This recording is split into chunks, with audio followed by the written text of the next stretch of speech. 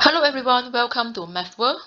This video is to discuss Cambridge IGCSE Mathematics Paper 4, which is the Extended Mathematics for May-June 2024, and the code is 0580/42. So let's get started. Question number 1A. A fruit drink is made using 1.5 liters of apple juice and 450 milliliters of mango juice. Now, one is in liters, another one is in milliliters. Now, write the ratio apple juice to mango juice in its simplest form. So, firstly, we must standardize the unit. Alright, so we know that 1 liter equals to 1000 milliliter. So, then from here, 1.5 liter, it becomes 1.5 times 1000. That is going to be 1500 milliliters. Okay, so apple juice ratio to mango juice, that is going to be 1500 ratio to 450. Then from here, you can just simplify these two numbers by dividing 15. Okay, or first of all, I will just cancel off the 0 first. So means cancel off 0, then left 150 ratio to 45. So now I will divide by 15. So when we divide by 15, the first one is 10 and the second one is 3. So that's the simplest ratio. So I will get 10 ratio to 3. So done for the 1A. Now for 1B, 1 liter of fruit drink is shared between 3 cups. So the amount in the cups is in the ratio of 9 to 6 to 10. Calculate the number of milliliters in each cup. Okay, so now 9 to 6 to 10. So I know that the total parts here, total will be 9 plus 6 plus 10. This is going to be 25. Okay, so for the first part, the first cup, it will be 9 over 25 times 1 liter. So again here in milliliters. So I have to times 1000. Then ratio to 6 over 25 times 1000. And then the other one, it will be 10 over 25 times 1000. Okay, then from here, basically the first one you get 360, then the second is 240, and lastly you get 400. So here I get 360, 240, and 400 milliliters. Now see, a shop buys bottles of fruit drink for $3.20 each. It sells them at a profit of 15%. Calculate the selling price of each bottle of fruit drink. So means that now the price, the selling price, that is now initial is 100%, right? So because profits of 15% means that now the total percentage is 100 plus 15, then over the original 100 because of profits 15%. So if it's not profit, let's say reduced by discounted price of 15%, then I will write 100 minus 15 in the numerator. Okay, then you times by $3.20. So this is going to be 115 over 100 times $3.20. Then here you will be getting the answer of 3.68. So that is the selling price.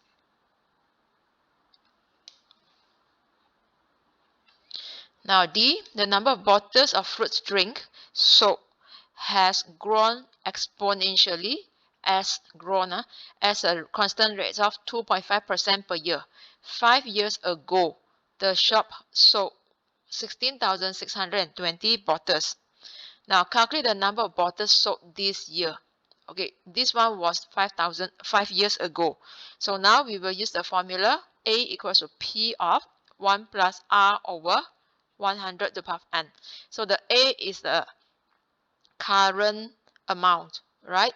So then the P is the principal amount, which is the initial amount, which is the bottles, the number of bottles 5 years ago. So 16620, then 1 plus 2.5%, because it's mentioned a growth, right?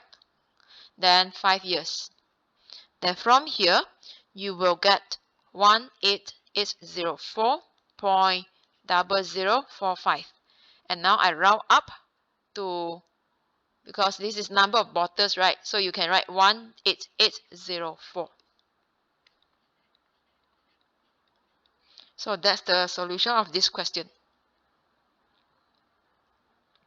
Now E, the bottles of juice are 18.5 centimeters tall, correct to the nearest millimeters. Now they are stored on shelves. The distance between the shelves is 23 centimeters, as shown in the diagram here. Correct to the nearest centimeters. This is millimeter. Calculate the lower bound for the distance D, which is a difference here, between the top of the bottle and the shelf above it. Okay, so from here, the height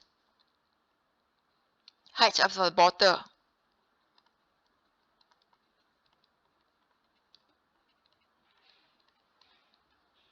height of the bottles equals to 18.5, okay, centimeters.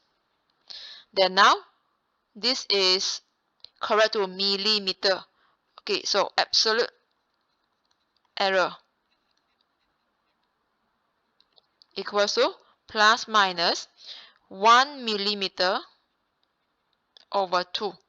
This is going to be plus minus 0.5 millimeter.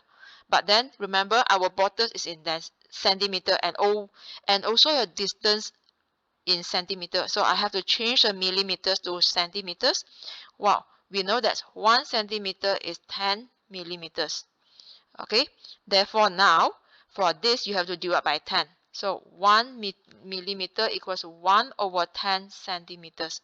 So now plus minus 0.5 times 1 over 10 centimeters, that is going to be plus minus 0.05 centimeters. That is the absolute error for the height of the bottles. And now it's mentioned that the distance between the shelves, right, is 23. So now here I will write distance equals to 23, and then correct to the nearest centimeter. So means that is the absolute error. Plus minus 1 centimeter, then divided by 2 because of the absolute error. So now here I will write this is basically plus minus 0.5 centimeters. Okay, now our distance, okay, or from here I can find out the boundaries of the height of the bottles. So now I will write here height of bottles. I suppose to write before the distance. So height of bottles, that is between, now look at here, 18.5, and then plus minus 0.05. So the lower bound, it will be 18.5 minus 0.05. That is going to be 18.45 centimeters. And then the upper bound is basically 18.5 plus 0.05. You get 18.55 centimeters. Okay, and same goes to the distance. So the distance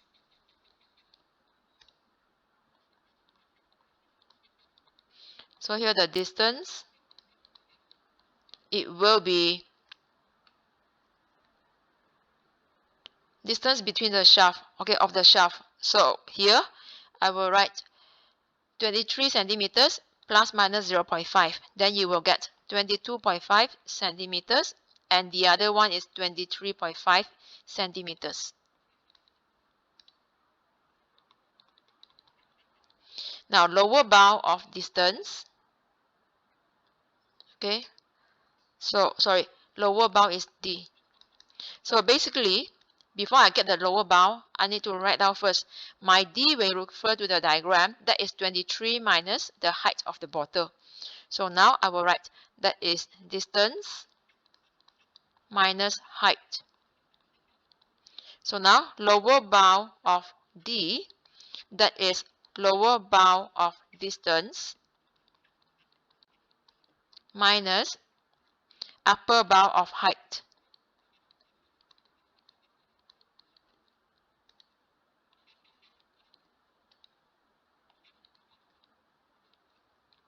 Okay, so the lower bound of the distance is basically the lower value. This is the lower bound. The upper bound of height is the greatest value. So now 22.5 minus 18.55.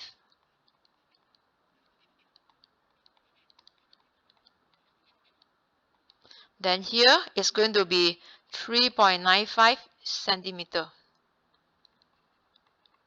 That is the answer of this question.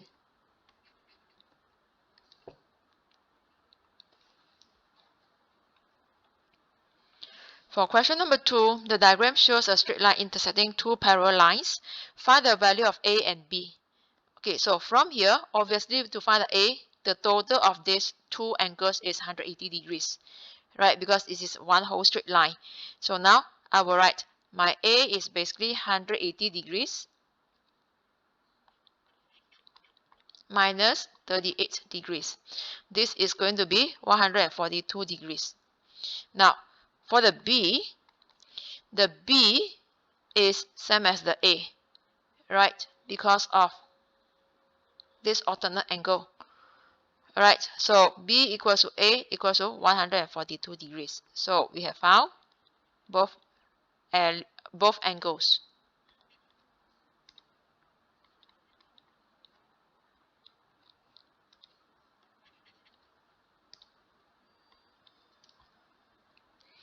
Now B, calculate the interior angle of a regular 12-sided polygon. So now the formula is basically n minus 2 over n times 180 degrees. This is the interior angle. So now, since this is 12-sided, that means your n is 12. So 12 minus 2 over 12 times 180 degrees.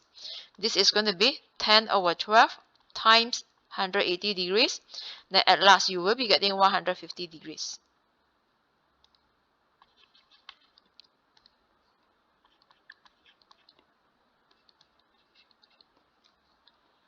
Okay, so done for this question. Now, C, the diagram shows a circle center O. This is center. The points M and N, MN and P lie on the circumference of the circle. This will be the 3 points.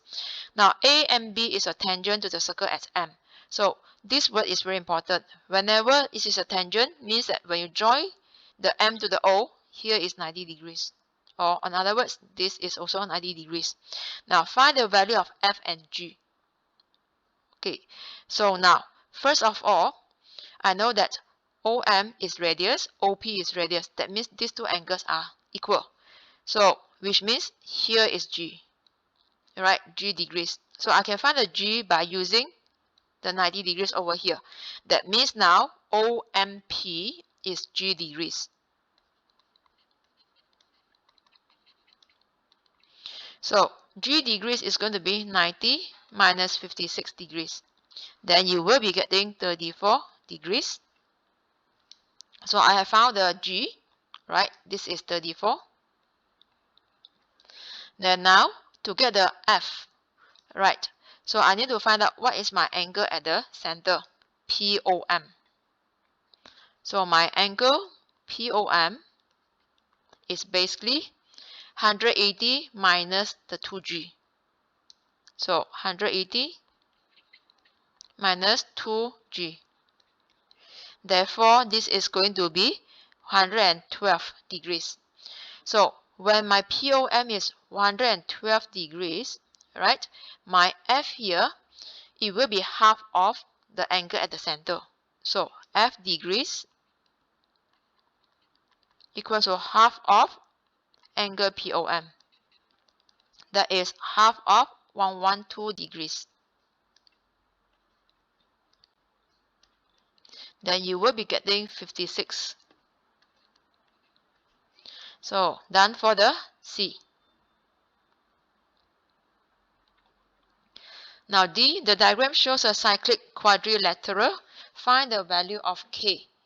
Alright, so now here, what I need to do is, we know that for cyclic quadrilateral, the total of the opposite angle is 180 degrees. That means if I need to find K, I need to know what is the opposite angle over here. So the opposite angle here, look at this triangle.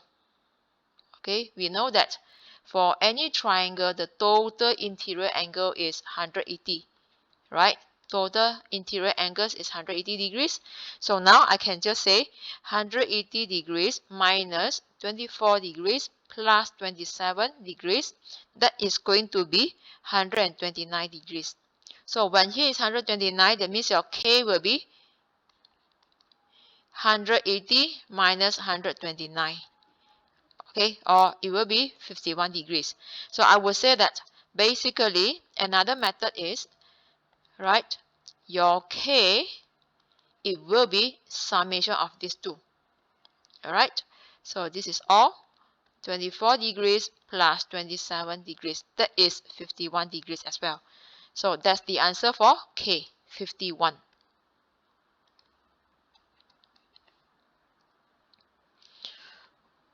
Now next question, number 3A. The table shows the time that each of 40 students takes to travel to school. So you are given the M in minutes, then the frequency. Now calculate an estimate of the mean. So for the mean, we need to find the midpoints. Alright, probably here I will just add midpoints. M. So for this midpoint, it will be average of these two values. So 0 plus 10 divided by 2, that is 5. 10 plus 25 divided by 2, that is 17.5. Then 25 plus 40 divided by 2, then you will be getting 32.5. And 40 plus 60 divided by 2, that is 50.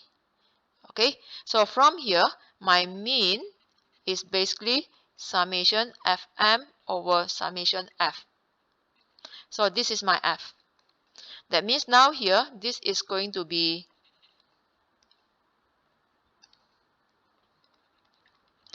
5 or 3 times 5 plus 18 times 17.5 plus 15 times 32.5, then plus 4 times 50 over the total. The total is basically 40, so 40 students. So you can just add up all the frequencies. You will be getting the same answer for 40.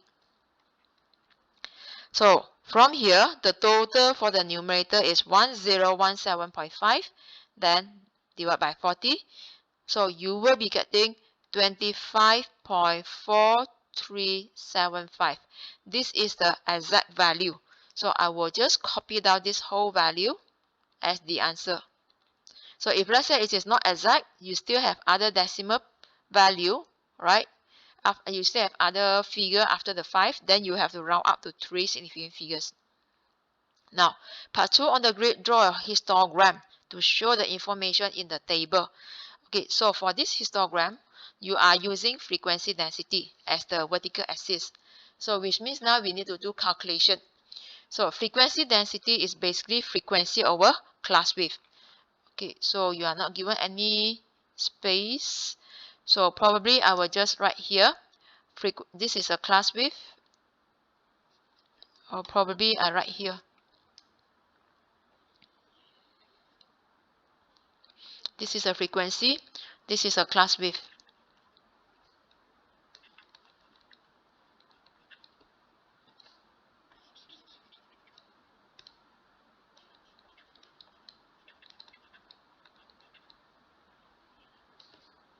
This is a C. So frequency density is F over C. Now I will copy down my F. 3, 15, 3, 18, 15, and 4.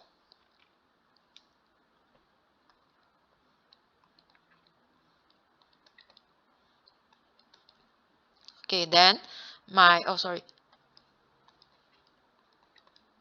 all these are the frequencies. Then now my class width, basically we calculate using this method. So look at here, these two are limits. Alright, so when you get the average of the two values, it is still 10. So which means my C is basically 10 minus 0. Alright, so you just minus, you will get the C. So here I will get 10 for the first value, the second is 15, then the third is 15, then here is 20. Okay, all this will be my C value. So I will write down 10, 15, then 15 and 20. Okay, now frequency density, just divide. The first one is 0.3. The second, 18 over 15, that is 1.2. 15 over 15 is 1. 4 over 20, that is 0.2. Okay, so now we will sketch based on this. And again, you have to sketch from 0 to 10 for the first class. So here is basically 0 to 10. Okay, then the next is 10 to 25. Then 25 to 40, 40 to 60.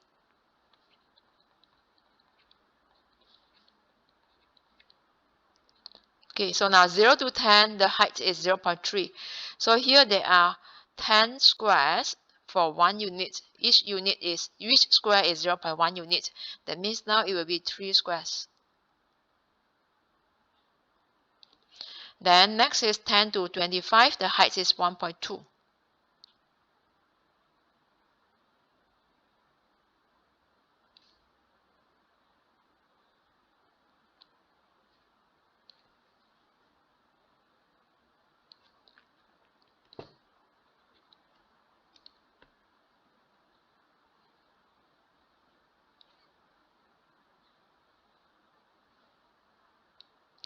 Okay, next class, 25 to 50, the height is 1.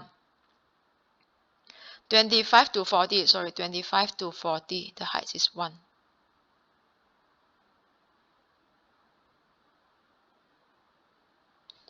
Okay, lastly, 40 to 60, the height is 0.2.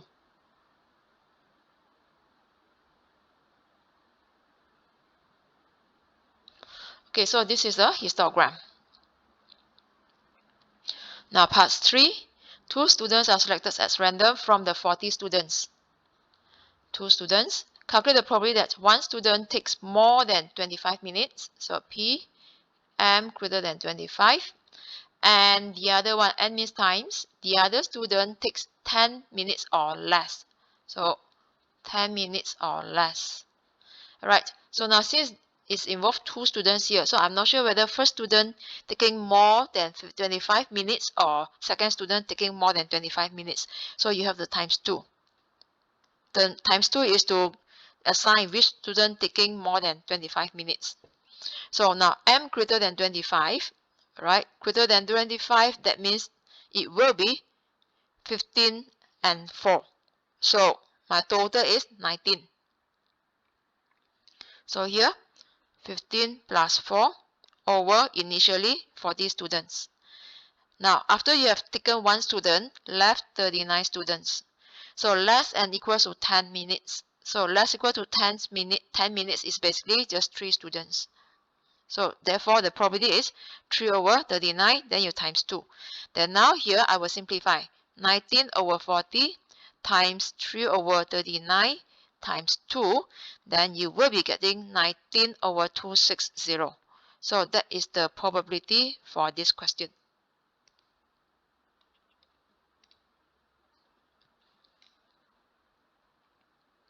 Now B, this is some information about the time that 200 people took to fill in a questionnaire. 200 in total. The longest time taken was 30 minutes. The median 22 minutes. Lower quartile 8. Interquartile range 19. And the range is 25. So just for information, the range is the greatest minus lowest, right? The longest time is given, range is given. That's why the part 1 is write down the shortest time. So basically, range equals to longest time minus shortest time.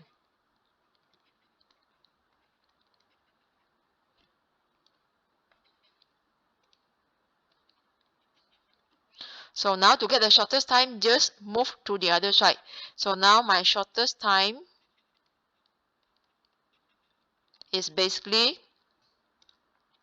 when you move this to the left side, the range move to right side. So it will be longest time minus the range.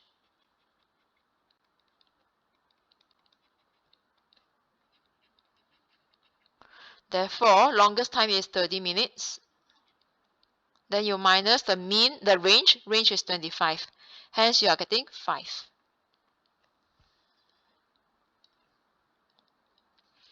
Now, on the grid, draw a box and whisker plot to show this information. So I know that the shortest is 5, right? So again here, 10 units, and there are 10 squares. So you divide by 10, that means 1 unit is 1 square is 1 unit. So shortest times is 5. Let's say here is 5.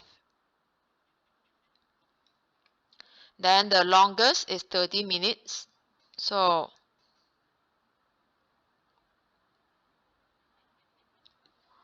after that, median is 22.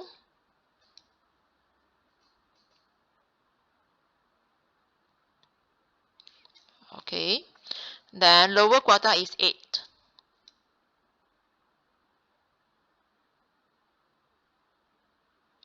Now, you are not given the upper quarter, but you are given the interquartile range, which is 19. Okay, so we have to calculate. Interquartile range is basically Q3 minus Q1. Upper quarter minus lower quarter. So now upper quarter, just move the Q1 to the other side. So it means Q3 is IQR plus Q1. So the interquartile range is basically 19. Okay, then the lower quarter is 8. So I will get 19 plus 8. That is going to be 27. So now my Q3 is 27. So 27 is 3 units from 30. So which means here 1, 2, 3. Here is the line. Right, so now join the lines to get the box.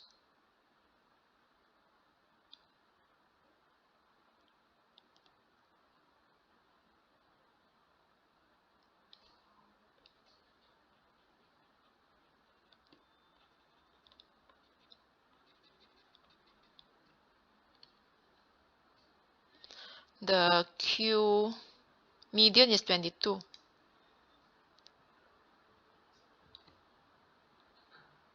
So please draw all this using ruler, okay? So this is your box and whisker diagram.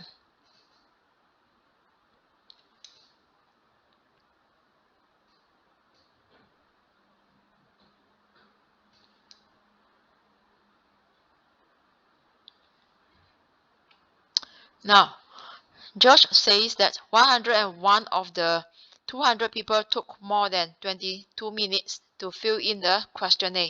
Explain why he is wrong.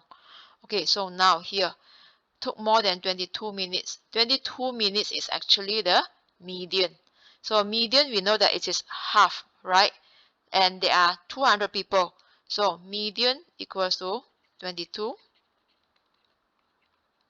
So at the same time, median is same as half of the total people. So now 200 people, so you have to plus 1 because this is discrete. Therefore here, that will be 100.5. That means the data number 100.5 will be the median. So now 100.5, you cannot say it is 101, right? So, and 101 people is more than 50%.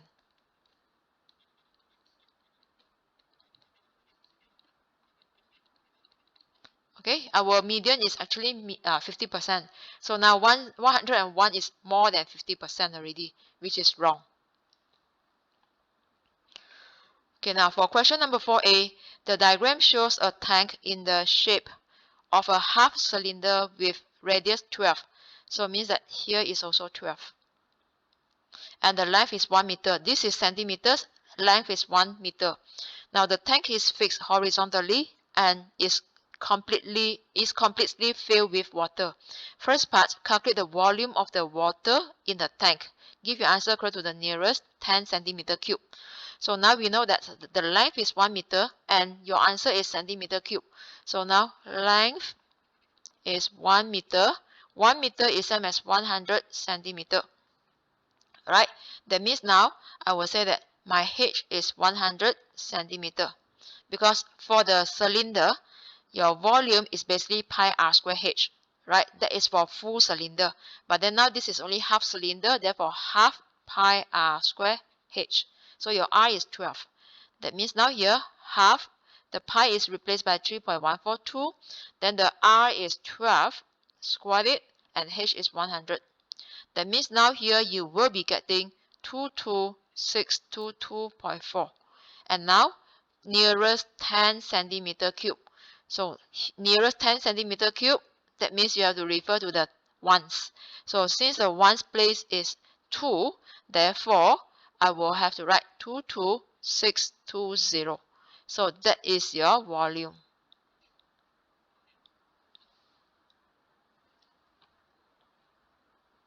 Okay, part 2. Water is removed from the tank until the level of water is 6 centimeter below the top of the tank. Now the diagram shows a cross section of the tank. Calculate the volume of the tank, volume of the water that is now in the tank. So now here what to do is I need to find out what is my, okay, I need to find this. I use this concept to find. I find the whole sector, right? Because we know that the volume is basically area times length. Area of the cross-sectional area times length. So I will say that the shaded region is basically area of the sector minus area of this rectangle, right? Area of this rectangle. So now, initially, you were given the radius of 12 centimeters, which means this is radius 12, here is 12, this is 12. Okay, and now you are given the height is 6. So I can find out what is this base.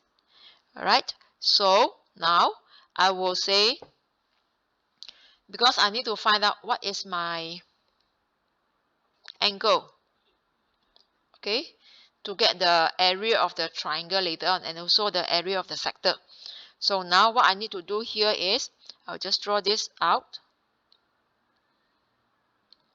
This is 12, here is 12, this is 6.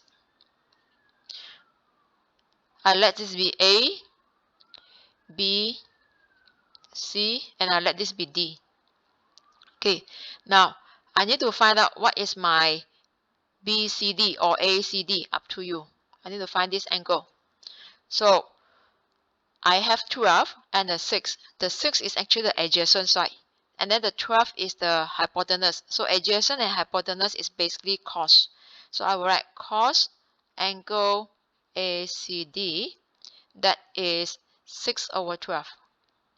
That means this is equals to half. So my angle ACD is basically arc cos half.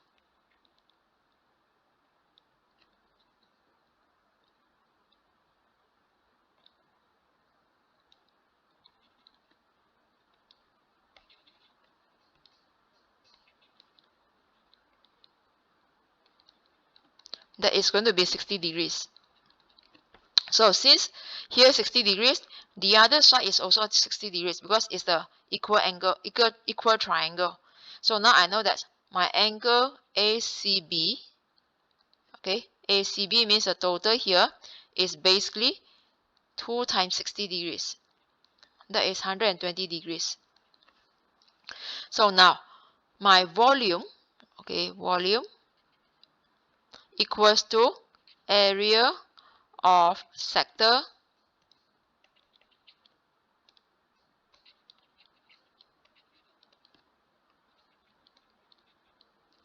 area of sector ACB minus area of triangle ACB, then multiply with the length. Okay, cross-sectional area times length. So now, area of sector, just for information, let's say this is the sector, here is theta, this is r. Area is basically the theta over 360 times pi r squared. Okay, then the area of triangle, let's say here is theta, this is AB, so the area is half AB sine theta.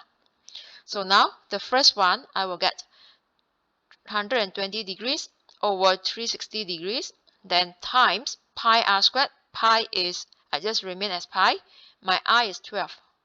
Then I minus, area of triangle is actually half AB, AB both 12, right?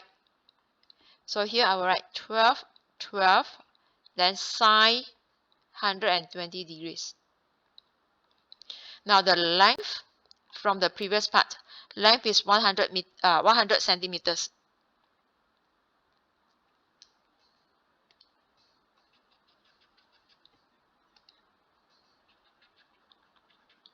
So here I times 100. Then now here you will be getting 150.816 minus 62.3538. Then you times 100. And this is going to be 8846.22. And now here I round up to 3 significant figures, that is 8850. So you can leave your answer in 8846.22 as well. So this is the solution of this question.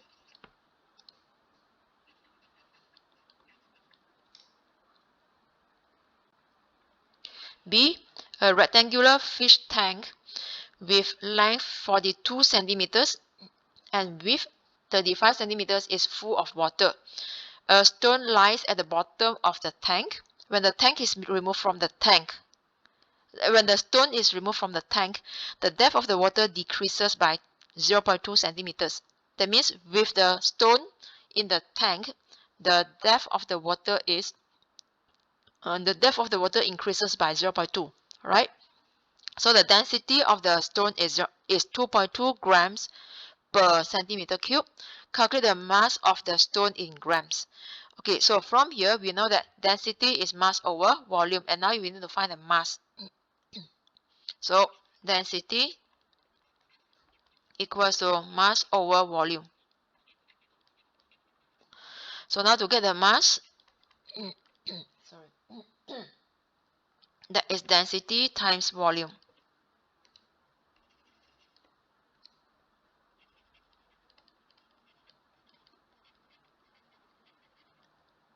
So my density is 2.2.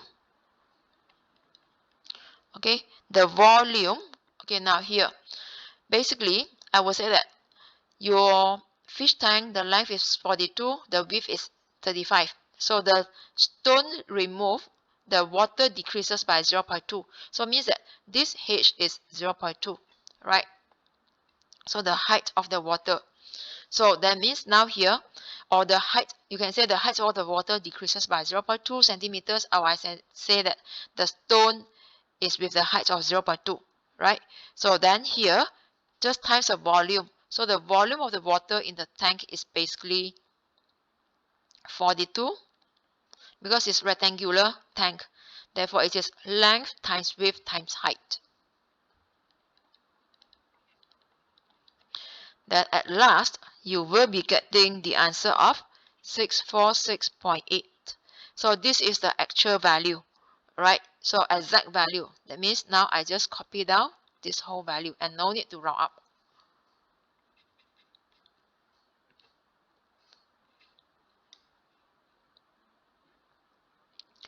Now for C, the diagram shows a cuboid. Calculate the angle that's AG. This is a AG.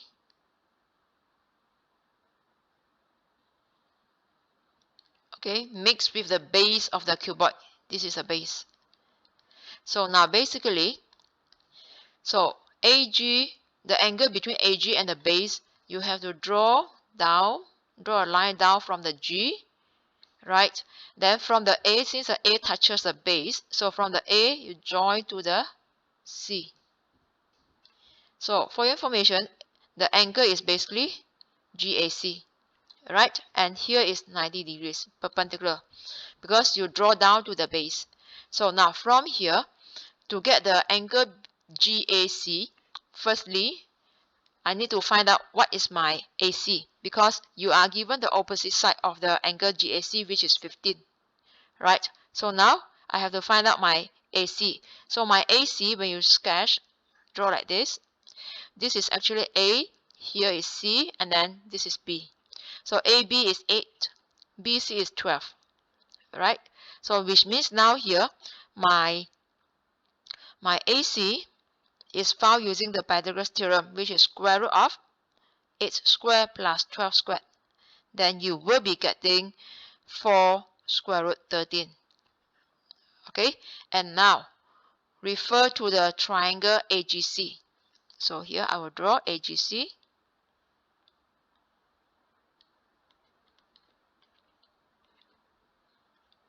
And this is 90 degrees.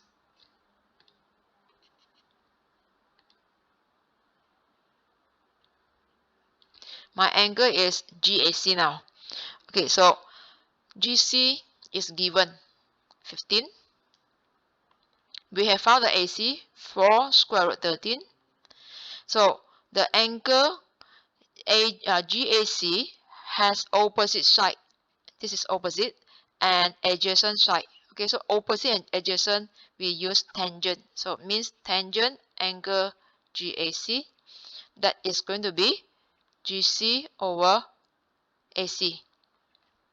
Right? That means now here, you just divide and get the answer. So this is going to be 15 over 4 square root 13. And then now, your angle GAC equals to inverse tangent or arctangent.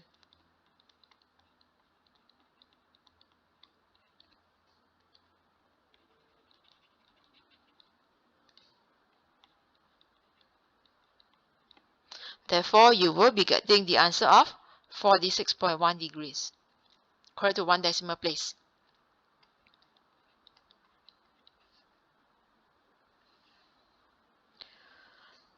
Next question, number 5. Simplify 25x to the power 6 with the degree of 3 over 2. So now we have a formula. AB to the power of m, that is same as a to the power of m times b to the power of m. Alright, so now I will bring in the power. So which means 25 to the power of 3 over 2 times x power 6 to the power of 3 over 2. So 25 is actually 5 squared. Then this is, you can cancel off. Now we have another formula.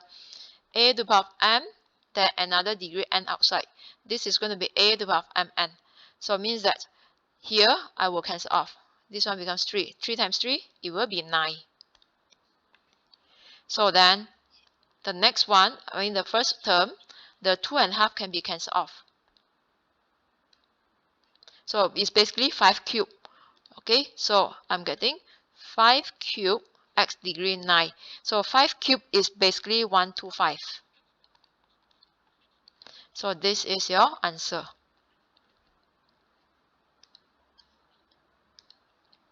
Now for part B, these are first 5 terms of a sequence.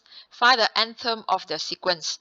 So 1 over 6, 1, 6, 36, and 216.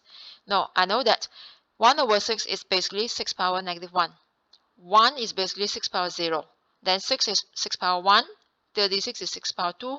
216 is 6 power 3. Okay, so remember this is T1. First term, second term, third term, fourth term, and the fifth term. Now you look at here, all the terms with base 6. Okay, but when you check the degree, so you see, when it is fifth term, the degree is 3. When it is third term, degree is 1. So when it is second term, degree is 2. That means the degree is always 2 less than the number of term, right? So from here, I will say that my Tn is basically 6, right? N minus 2. So this is my term.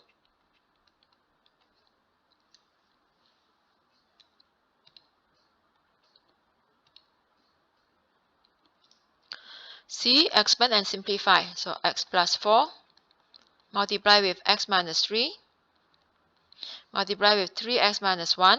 So now here I will do expansion for the last two brackets. So just expand. Now the first bracket, rewrite. So x times 3x, you get 3x squared. X times minus 1, you get minus x. Minus 3 times 3x, minus 9x. Lastly, minus 3 times minus 1, that is plus 3. Now I simplify first. I will get x plus 4 multiplied with 3x squared minus x minus 9 is basically minus 10x. Then plus 3. And now, again, do multiplication.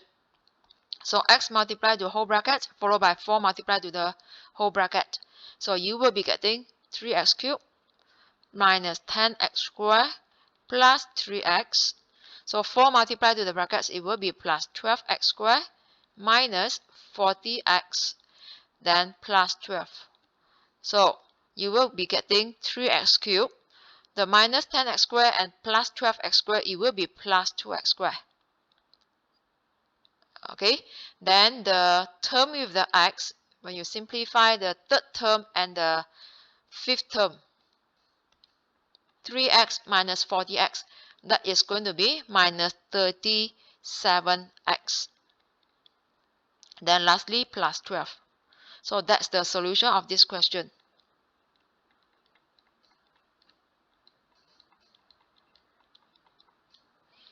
Okay, done for this question.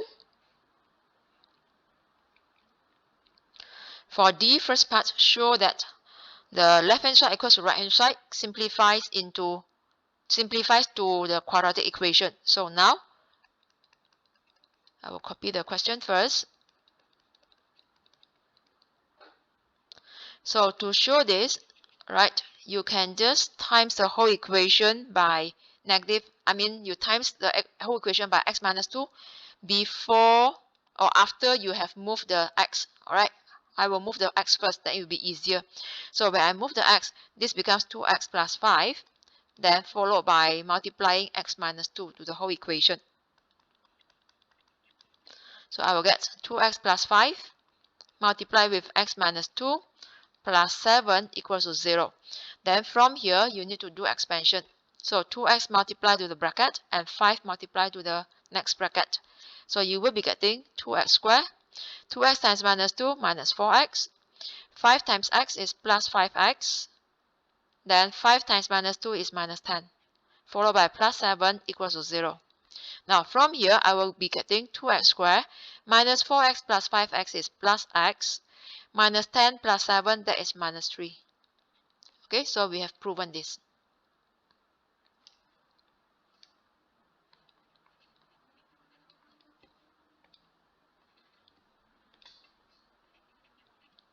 Now part 2, solve by factorization of this quadratic equation. So I will just use this method. To get 2x squared, that will be 2x times x. Then this plus times minus, it will be a minus. So now I need to make sure this is a plus 3 there, plus x there.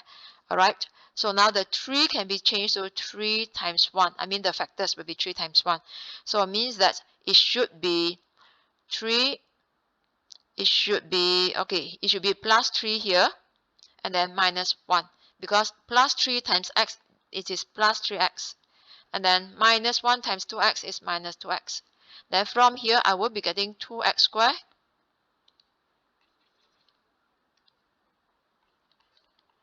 The middle term you will plus together, that is plus x. Then the last term when you times, it will be minus 3.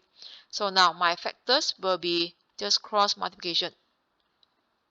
Then you will be getting 2x squared plus x minus 3 equals to 0, that means you are getting 2x plus 3 and then x minus 1 equals to 0.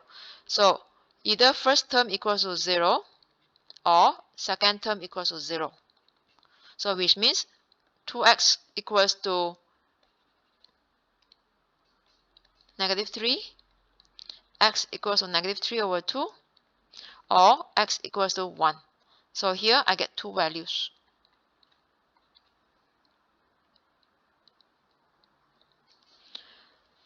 Now next, E, a solid cylinder has base radius x and height 3x. The total surface area of the cylinder is same as the total surface area of the solid hemisphere of radius 5y. Show this equation. So now the surface area of a sphere, this is sphere, 4 pi r squared, but this is hemisphere. Okay, so now the cylinder total surface area, let's say here I draw the diagram. This is the cylinder. The height is 3x. The radius is x. Okay, and then the total surface area is basically two circles plus the curved surface area. So it means that now the surface area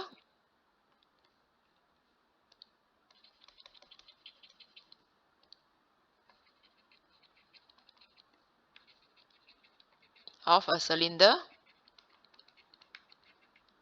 actually you are getting 2 pi r squared plus 2 pi r h. So now my r is x. So 2 pi x squared plus 2 pi, my r is x, my h is 3x. That means now here you are getting 2 pi x squared plus 2 times 3 is 6. So 6 pi x squared. Total is 8 pi x squared. Okay, now surface area of hemisphere.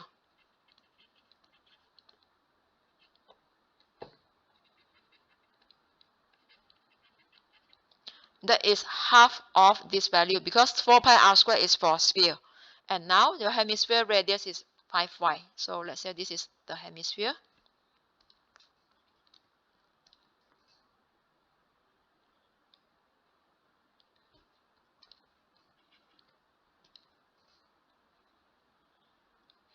Here is 5y. Okay, my drawing is not good. So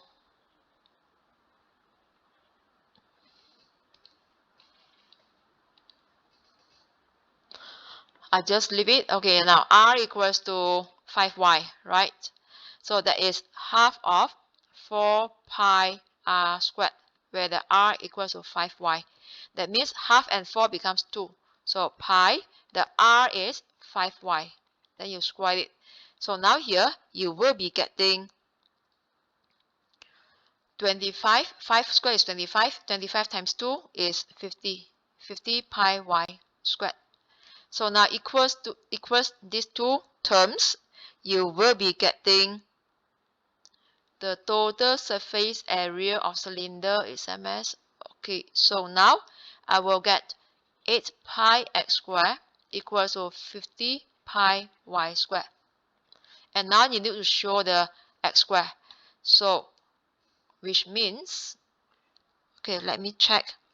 Now, wait. Okay, total surface area of sphere. Now, look at here. I missed out one term. This is a hemisphere. Alright? So, your sphere is basically like this. Isn't it? So, now we have to consider the circle as well. Alright? So, means that my working is not complete. Here, you're supposed to plus with pi r squared. Then, the r is replaced by 5y. Then you square it.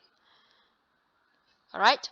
That means here it's supposed to be, okay, the first one is 50. Then the second is 5 squared is 25. So 25 pi y squared.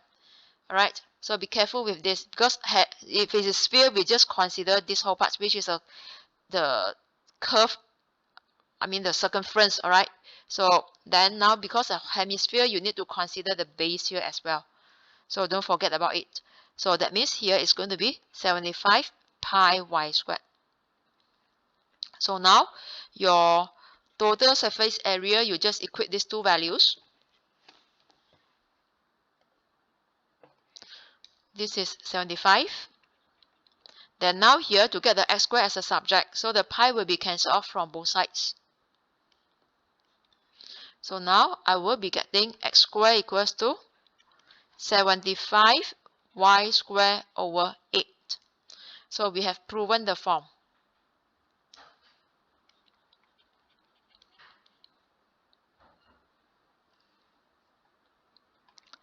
Okay, now number 6, ABCD is a quadrilateral with AB equals to 10.4 centimeters, AD is 6.5, the angle 64, 26, and 42 are given. Now show that BD is 9.55, so BD is here. So which means now you have two sides and one angle. Then you need to find the opposite side, which is cosine rule. Okay, so now I will write cosine rule.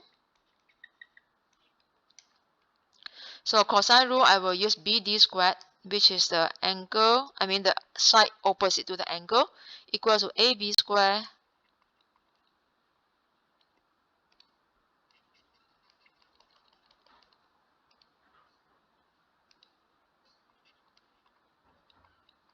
plus AD squared minus 2 times AB, AD cos 64 degrees. So then BD is square root, because now you need to show the BD is not BD squared. So square root of all of these values. So now AB is 10.4. Then AD is given, which is 6.5. Minus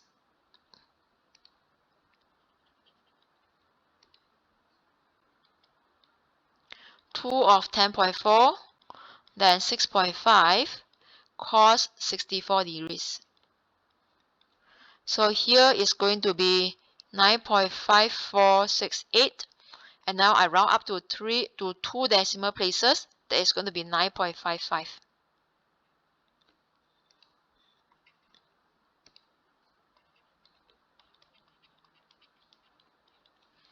So done for the A.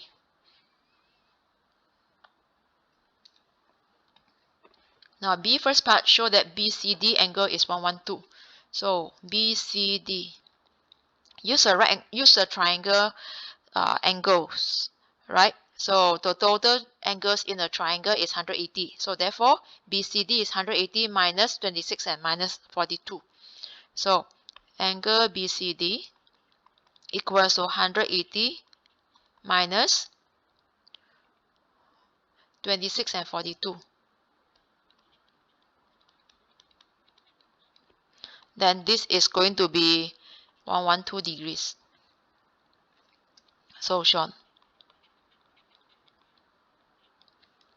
Now part 2, calculate CD. So CD, right? Since we have found here, that means we can just use a sine rule. So this is 112. So sine 112 over the BD equals to the opposite angle to CD is 42. So sine 42 over CD.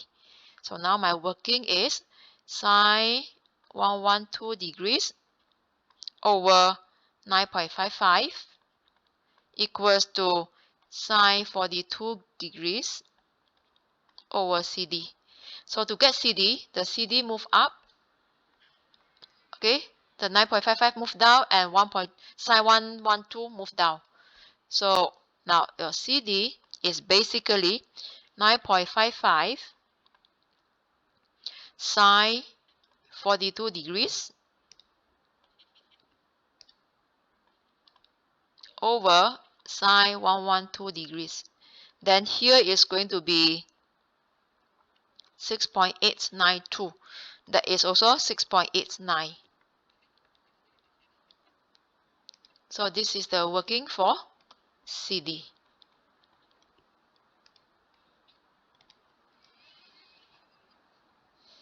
Now C, find the shortest distance from D to AB. Okay, D to AB. So from D to AB, that means here you need to draw a line which is 90 degrees. So now we know that I need to find out what is this length. So obviously, when you look at this triangle, okay, I will just draw the triangle over here.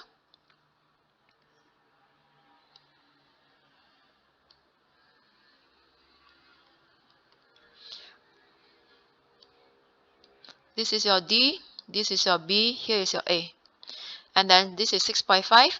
This angle is given, which is 64 degrees.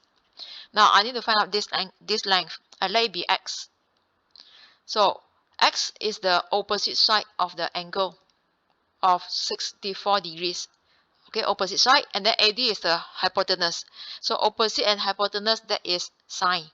Alright, so I let the shortest distance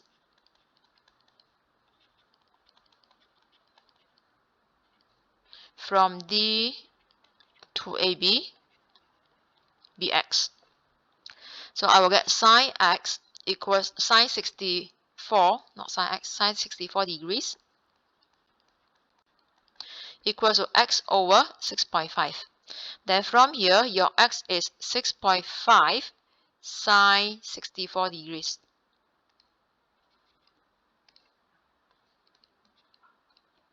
Then you will be getting the answer of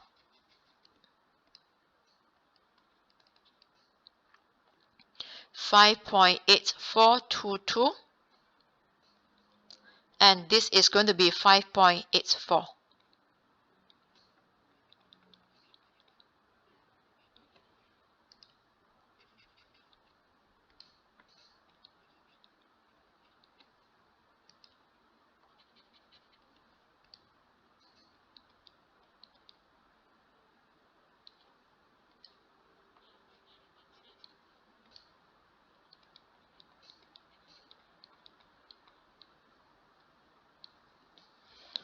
Okay, done for this question. Now question number 7. Solve 3x minus 8 equals to 6 minus 4x. So now we have to group the x one side and move the numbers to the other side. So 3x minus 8 equals to 6 minus 4x. So I will get 3x plus 4x equals to 6 plus 8. So 7x equals to 14. Therefore, your x is 14 divided by 7. That is 2. Now factorize fully 10a squared plus 5a squared. So now the common term is 5a. So I will factorize 5a. Then you get 2a plus 1. That is the solution. Then C, factorize fully. Now, this 2x minus 3 squared minus 9, the 9 can be changed to 3 squared. So I will write 2x minus 3 squared minus 3 squared. So then we have one formula. A squared minus b squared, that is a minus b times a plus b. Okay, therefore, here you will be getting 2x minus 3.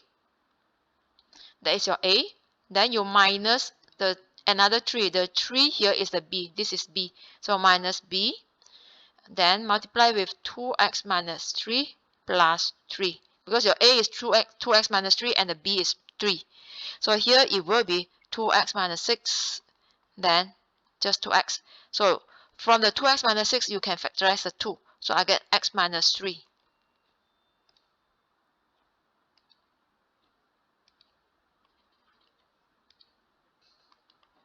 Then multiply with 2x. So the 2 and 2x together will be 4x. So that's the solution of this question.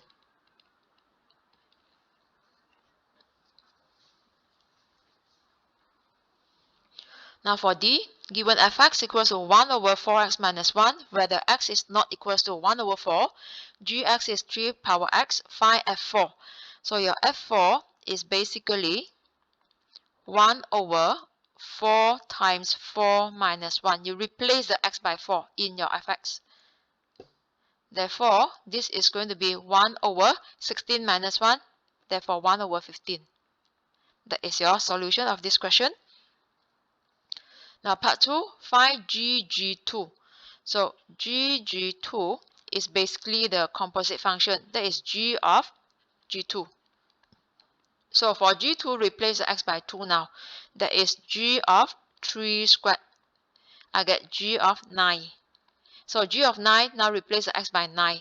Then you will get 3 power 9. That is going to be 19683.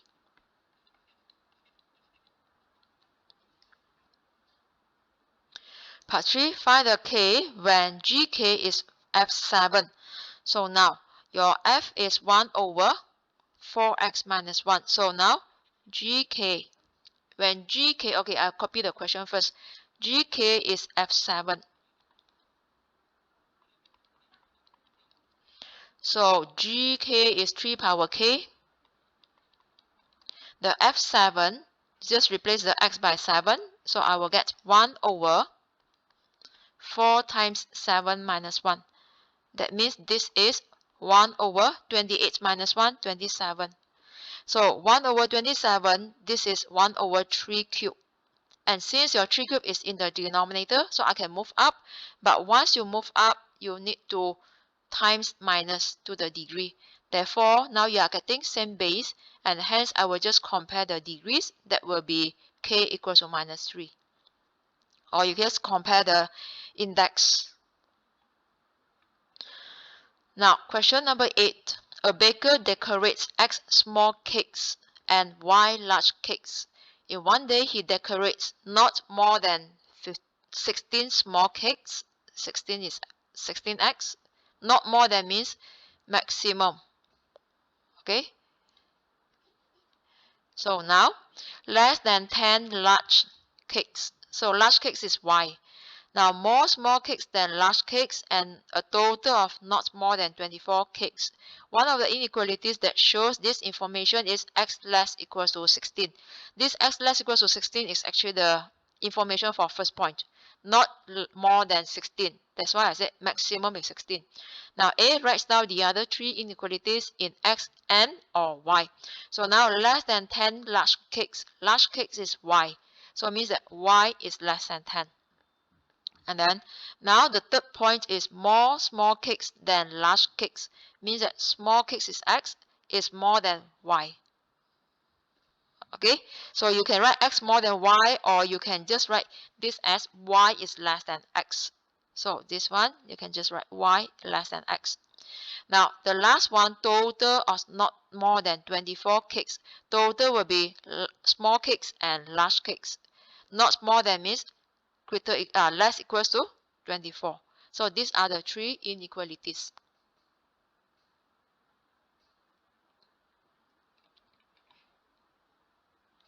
Okay, so we should write here.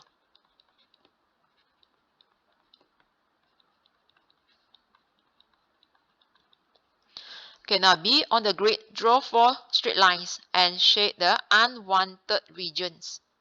To show these inequalities, label R, which satisfies the 4 inequalities. So firstly, first inequality, x less equals to 16. So x less equals to 16, because of equal sign, you use the solid line. Please draw this using ruler. Make sure it is a straight line.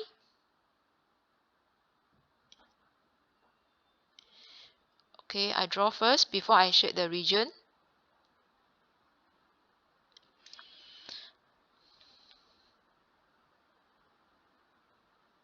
This is x equals to 16. X less equals to 16. I draw the wrong line. It should be here.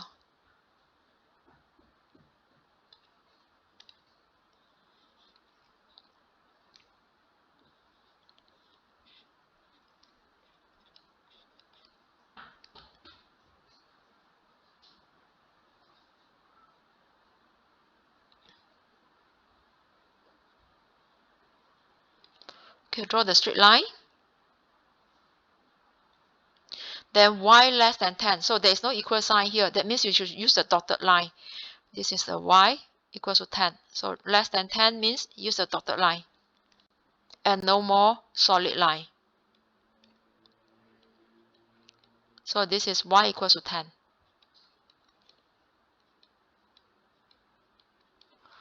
Okay, next, y less equals to x. So for y less equals to x, you are drawing y equals to x, which means your y values will be same as x value. So it passes through 0, 0, 0, 4, 4, probably 8, 8, 12, 12, and so on. So you just use the ruler and join all these points. And then when you look at the inequality, there is no equal sign as well. Okay, so use the dotted line to join all these points. Of course, you use a ruler, then it will be easier. So here should be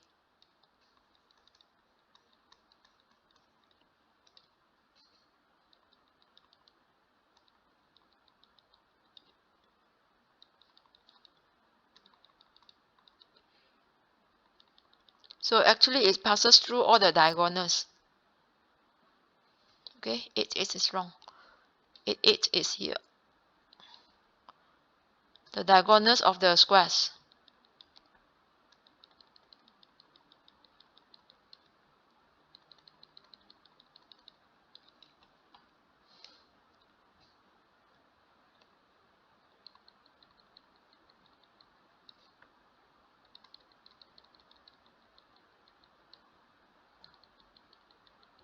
So use ruler to join it, it will be a straight line. Right?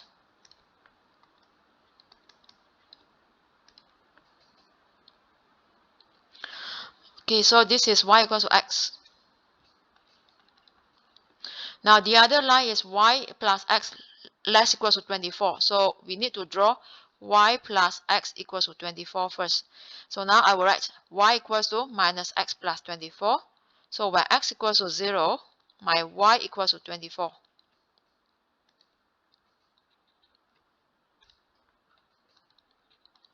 So when my y equals to 0, my 0 equals to minus x plus 24. That means your x is 24.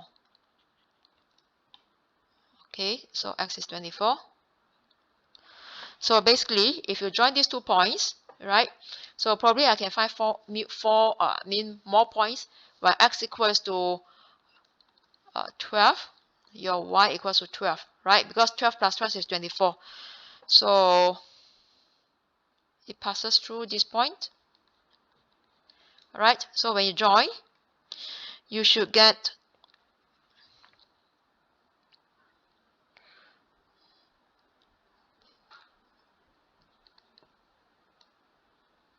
so you just try your best to, you just join these two using the straight line, because here I just simply sketch, okay? So, but then I have to make sure the drawing is correct. So it will be passing through few points, like 14, 14, 10, and then it will be 16, 8. So 16, 8, right?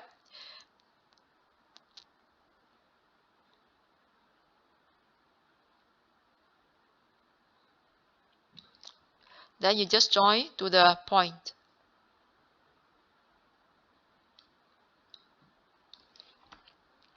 So here just rough drawing, right?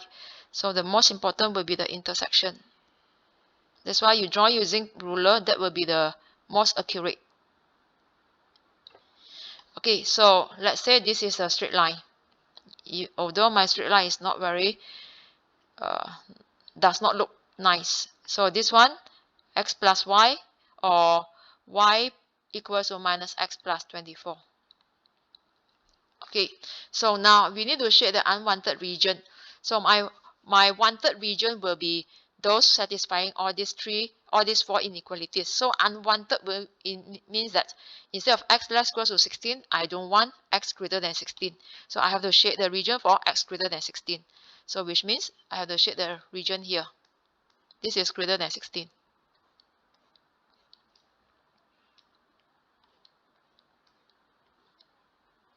Right? And then we need y less than 10. So I don't need y at least 10. So y at least 10 means above the 10. So I don't want all this.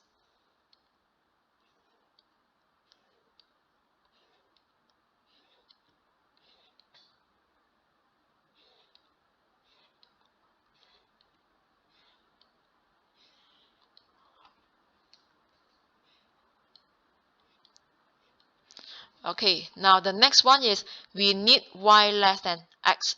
So it means that we do not need y greater than x. So this is the line, right? This is the line for y equals to x. When y greater than x, that means when x is 4, my y is 6, which is here. So it means that I don't want all this. So I don't want this.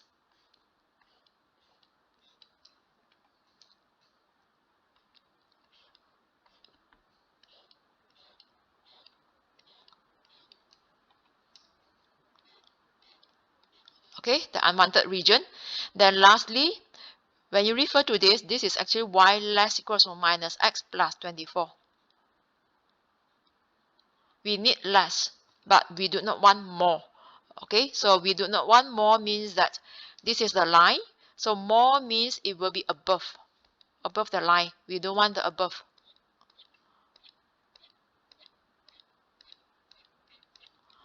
So which means my region R is the remaining unshaded region. So this will be my region R. Sorry, this one is shaded. The above is shaded. Okay, here is shaded. This is shaded. So my unshaded region is basically here. This is my R. Okay, so done for this question.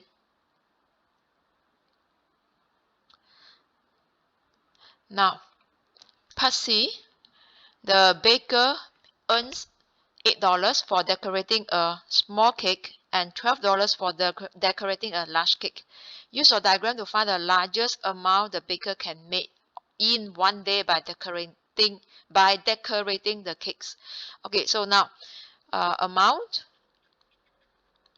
equals to, or earning, I would say earning. Okay, earning equals to $8 for small cake. Small cake is X plus $12 for large cake. So now the region that's satisfied by all these conditions will be the R. Okay, so basically you refer to the diagram, get the points, right? So here 0, 0, then this point 10, 10, and then we have this point. This is 14, 10. And last point, this is 16, 8. So now I need to calculate the amount, the earning, right? Which one is giving you the largest earning? So now I have to consider 0, 0. 0, 0 is impossible. Okay, so I consider point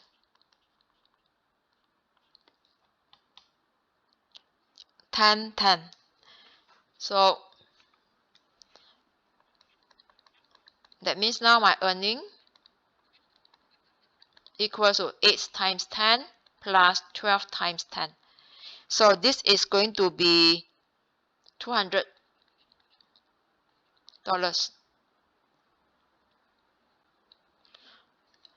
Okay, then the next point.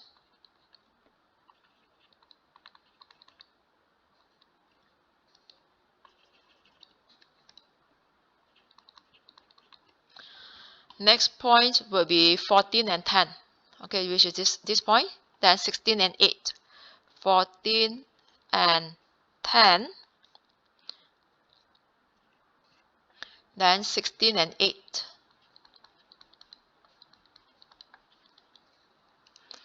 Right. So now here I will get earning 8 times 14 plus 12 times 10. So here you will get 232. When 16 and 8. So my earning is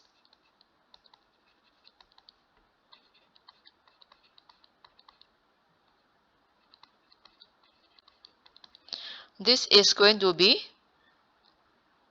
16 and 8. That is 224. Okay, so the largest earning will be 232.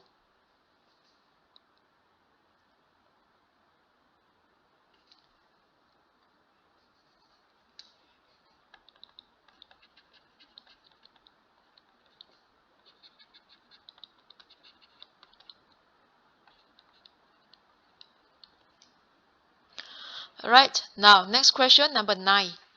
OAB is a sector of circle, radius, center O, radius 17. Right, so now OCD is a sector of circle, center O, radius 10. So that means here is 7.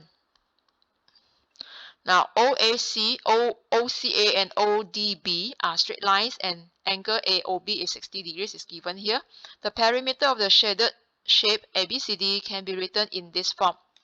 So find the value of AB. So now perimeter is basically CD plus AB plus CA plus DB. So now I need to find out what is my CD. CD is the arc length. Okay, so the arc length formula of a sector is basically use this method. Let's say this is a theta. Here is a R. So the arc length of this sector, okay, arc length of sector, that is theta over 360 degrees times 2 pi r. That is the formula. That means now here I will write the perimeter of the shaded region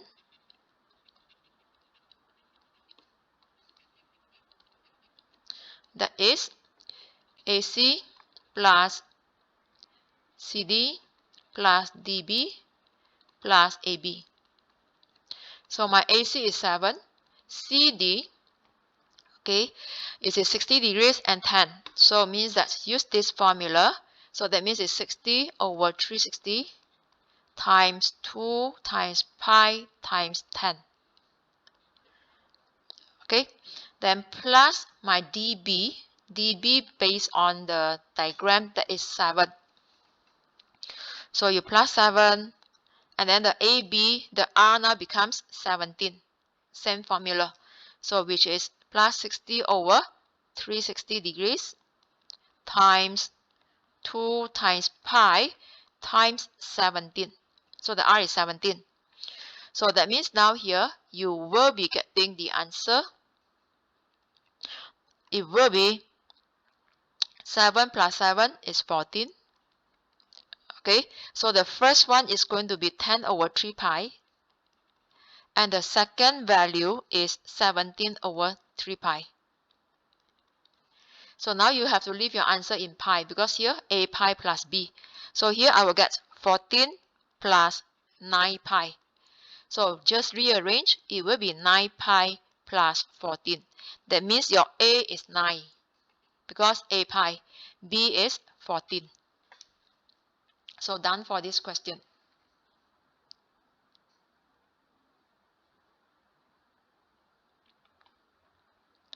Part B, the diagram shows a regular hexagon. Hexagon means you have six sides, right? It's a six-sided polygon, regular polygon. So the area of hexagon is 127.3 centimeters squared. First part, show that the length of one side, that means here, you want to show this is 7, correct to 1 decimal place. Okay, so now I will refer to interior angle. So interior angle of hexagon, that is n minus 2 over n times 180 degrees. This is for each side here. So hexagon means 6, so 6 minus 2 over 6 times 180 degrees. So then here you will be getting 120 degrees. So now I know that this is 120 degrees, and now you need to show the side, okay, given the area. So basically I will say that this is the hexagon,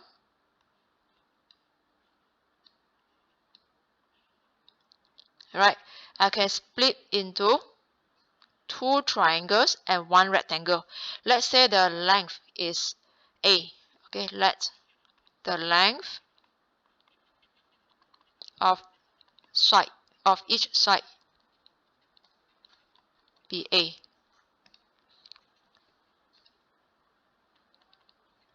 That means it's A, all these are A. So now I know that here is 120 degrees. right? Which means now I need to find out what is this length. Okay, I let it be A, B, C, D, E, F. So I need to find out my BD. Okay, so to find the BD, since I know that here, okay, can be split into two triangles, so my angle, each angle here becomes 60 degrees. Okay, because here is another 60 degrees. I divide equally, right? So now I draw another triangle. That means here is 60 degrees.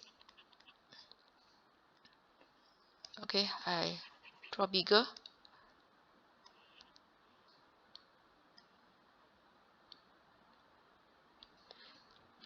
Let's say this is my BCD. So BCD. Here is going to be 60 degrees. Right? My CD is A, my BC is A. So here is A.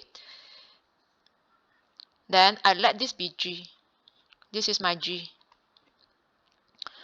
Okay, so from here, I need to find out what is my BG. Right? Let's say here is G. This is G.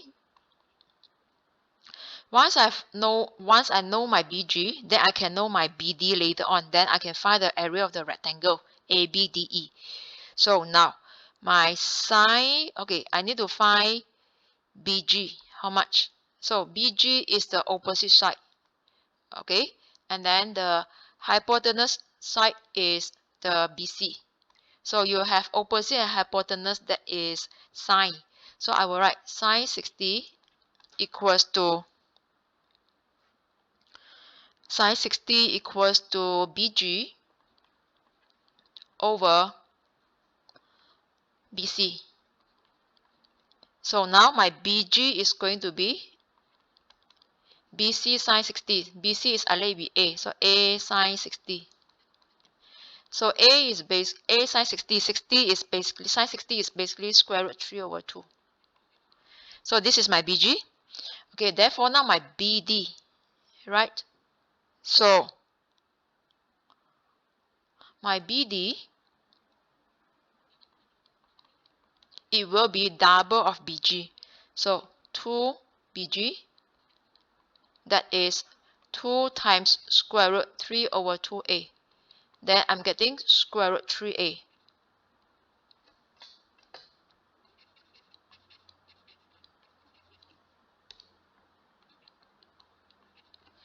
Okay, now you are given the area is 127.3. So now here I continue this side.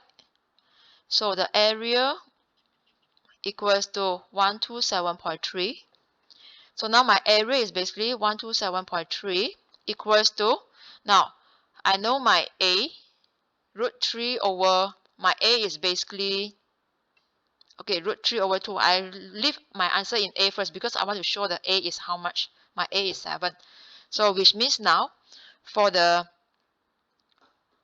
this rectangle, okay, ABED, so it will be AB, which is A, then the BD. So it means A times square root 3A. So it will be A times square root 3A, and then plus with, now I have two triangles. So when you add up the two triangles, it's actually 2 of, now for triangles, just now I have shown you, that will be, let's say here, AB, this is theta. Then it is half AB sine theta. Now I will refer to this whole triangle. This is 120 degrees. My BC is A, my CD is also A. Therefore, my area becomes half A sine 120.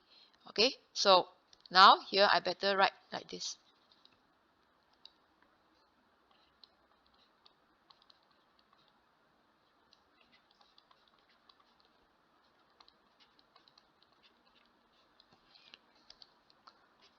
So this is my method to find the area. So then from here I will get 127.3. That is square root 3A squared. Now the half and 2 cancel off, becomes 1.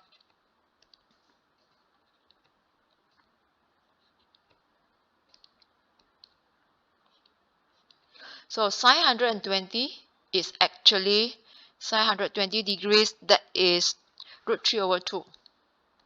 So here I'll get root 3 over 2 a squared. Then from here, when you add up, okay, that is going to be 1 root 3 plus half root 3. So you are getting 3 over 2 root 3 a squared. This is 127.3. So now my a square, you just write 127.3 times 2 over 3 root 3. And then this is going to be 48.9978. So now my a is just square root of the value. So my a square root of 48.9978. Then you will be getting 6.9998. Now correct to one decimal place. Therefore, that is 7.0. So that is the first part of this question.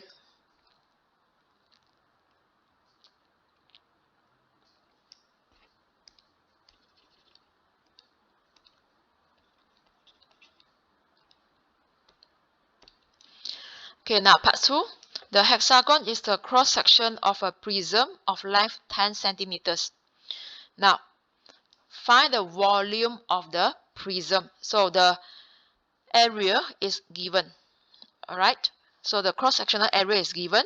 The length is 10. So the volume is the cross-sectional area times the length.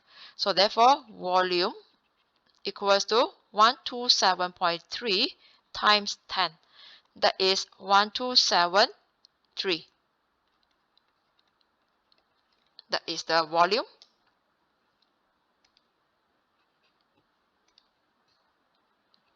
Now calculate the surface area of the prism.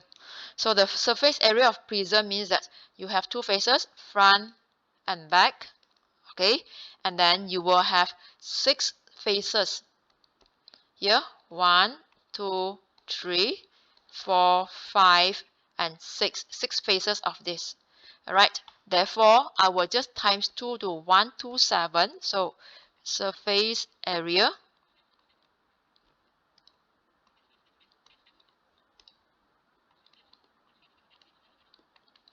two times 127.3 plus 6 faces of the rectangle. So the rectangle is basically 10 times 6.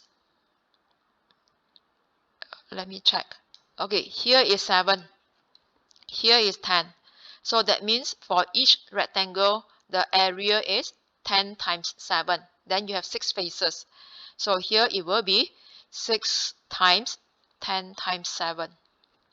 Therefore, you will be getting 254.6 plus 420. That is 674.6. And now you can round up. That is 675. Or you can just leave it as 647.6. That is the actual value, the exact value.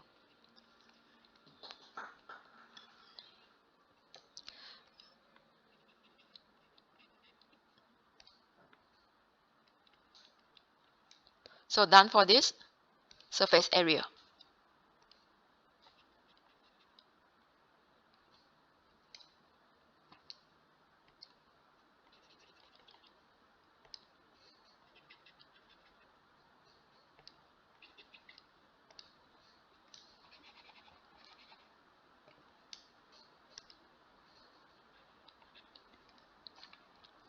Next question, number 10.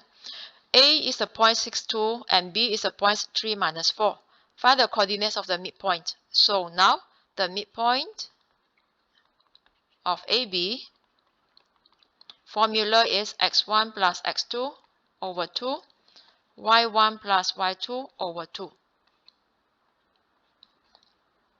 So here is going to be 6 plus 3 divided by 2, and then 2 plus minus 4 divided by 2.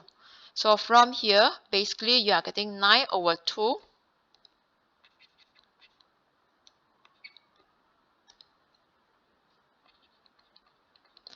2 minus 4 is minus 2. Minus 2 over 2 is minus 1.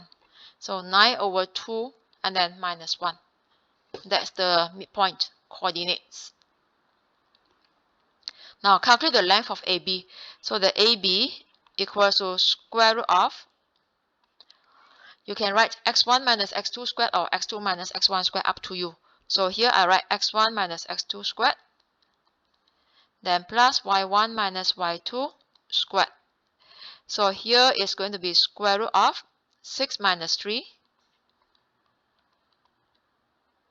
square plus 2 minus minus 4 squared. So here you will be getting, the first one is basically 6 minus 3, so it's 3. So 3 square is 9. Okay, 2 minus minus 4 is 6. 6 square is 36. So this is square root of 45. So square root of 45, we know that it is 9 times 5. So square root 9, you get 3. So 3 square root 5. You can leave it in 3 square root 5, or you can just round up to 3 if you figures. That is 6.71. It's up to you. Now B, the equation of the line L is given. Find the gradient. So to get the gradients, better to write in y equals to mx plus c. So which means 4x plus 3y minus 12 equals to 0. Get the y as a subject. So firstly, keep the 3y on the left side, and the rest of the terms move to right side. So here you will get minus 4x plus 12. Then divide by 3 to get the m. So y equals to minus 4 over 3x plus 12 over 3, which is 4. That means your m is negative 4 over 3. Because it is y equals to mx plus c. Now find the coordinates of the points where L crosses the y-axis. So when crosses the y-axis, that means x equals to 0. Then now here, you can just use back this, right? Or you can use this, the simplified form. It's up to you. So if you worry that there's any mistake in the part 1, just use back the original equation. So 4 times 0 plus 3y minus 12 equals to 0. That means 3y equals to 12. So your y is 4. So it means the point is with coordinates 0, 4.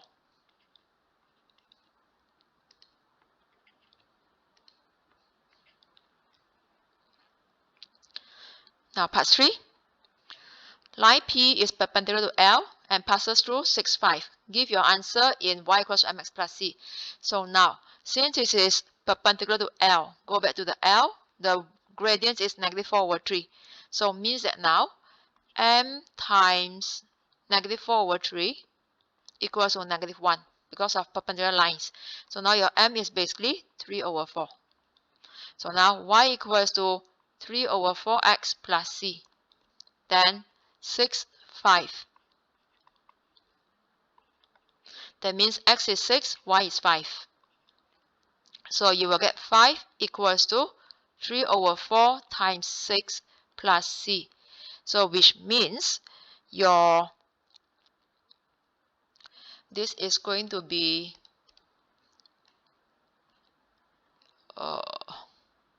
3, here is 2. So 9 over 2. So 5 minus 9 over 2. So c equals to 5 minus 9 over 2. That is half.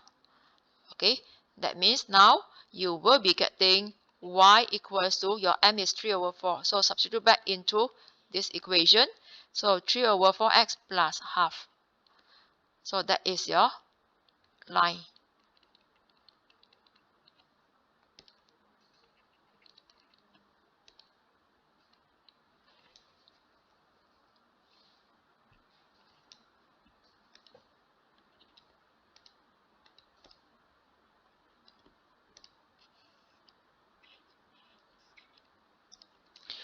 Okay, done for this question. Now, question 11a. The point minus 1, 6 lies on a curve. The curve has a derived function. dy dx is this value, this function. Show that minus 1, 6 is a stationary point on the curve. So when you need to show it's a stationary point, means that you can just substitute minus 1 into the dy dx and show that it is 0. Because stationary points means dy dx equals to 0. So now I will copy the question, copy the dy dx,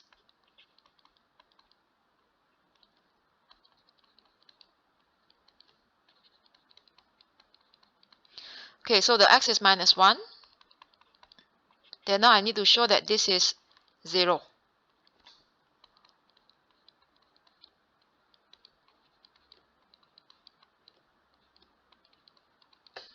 Then here, minus 1 times minus 1 cube. Minus 1 cube is actually minus 1.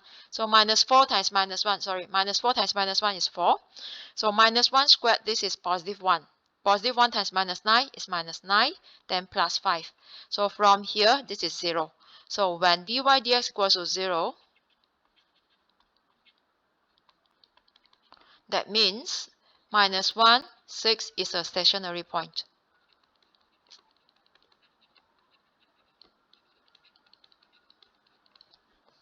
Okay, so we have shown this. Now B, a different curve has equation y equals to 2x cubed minus 6x plus 8. Calculate the gradient of tangent to this curve at the point minus 2, 2. So gradient of tangent is basically referring to dy over dx. Alright, so from here, you need to differentiate. So now my y is 2x cubed minus 6x plus 8. Okay, different function, or I mean, the previous question, you are not given the y. So now to differentiate, our formula is differentiate x degree n. This is n x degree n minus 1. Okay, that means now here, your dy dx equals to 2. Differentiate x cubed, 3x squared. Then the 6x becomes 6. Therefore, here I get 6x squared minus 6. This is your dy dx. And now you need to find the gradient of the curve or gradient of the tangent at the point minus 2, 2. So now when x equals to minus 2, dy dx, just replace the x by minus 2. Then this is minus 2 squared is 4. 4 times 6 is 24. 24 minus 4, that is going 24 minus 6 is going to be 18. So your gradient of tangent is 18. Now part 2, find the x coordinates of the stationary points of this curve. So more than 1 point here. So which means you just let the dy dx be 0 because of stationary point. So now 6x squared minus 6 equals to 0. That means now factorize a 6, you get x squared minus 1 equals to 0. Then now here, x squared equals to 1. Hence your x will be plus minus 1. Okay, so done for this question, 1 and minus 1. And I have come to the end of the video. Thanks for watching. Please subscribe to the channel and share this channel to your friends. And also stay tuned for more upcoming videos. Thank you everyone. Bye.